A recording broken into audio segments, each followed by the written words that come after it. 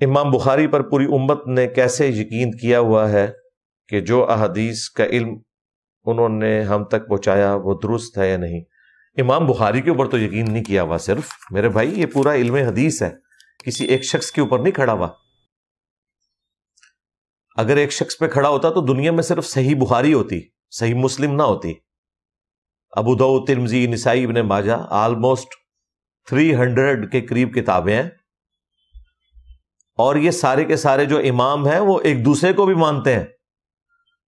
پھر وقت کے ساتھ ساتھ جب کریٹیکل انالیسز ہوا تو حدیث کی فیلڈ کے ایکسپرٹ لوگوں نے یہ ڈکلیئر کیا کہ بخاری اور مسلم امت میں سب سے بہترین کتابیں ہیں علم حدیث کی فیلڈ کی۔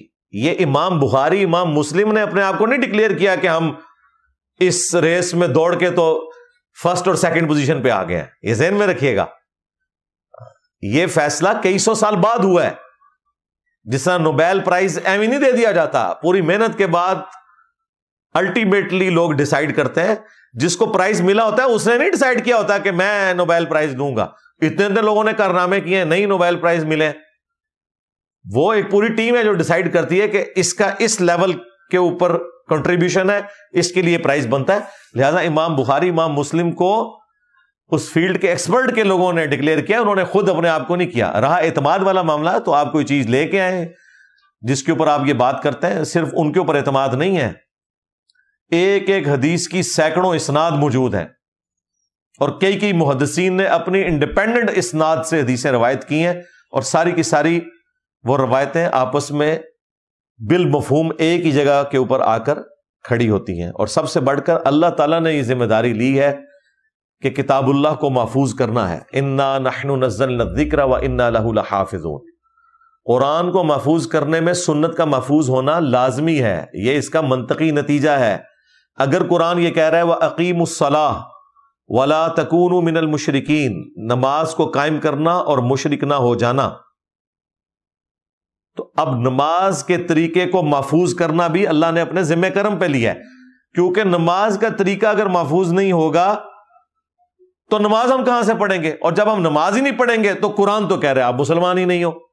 تو مسلمان ہونے کے لیے نماز پڑھنا ضروری ہے، اور نماز کے طریقے کے لیے ہمیں سنت کی طرف اور اس کے ریٹن ریکارڈ احادیث کی طرف جانا پڑے گا۔ یہ منطقی نتیجہ ہے، یہ کورالریز اسی طریقے سے بنتی ہیں۔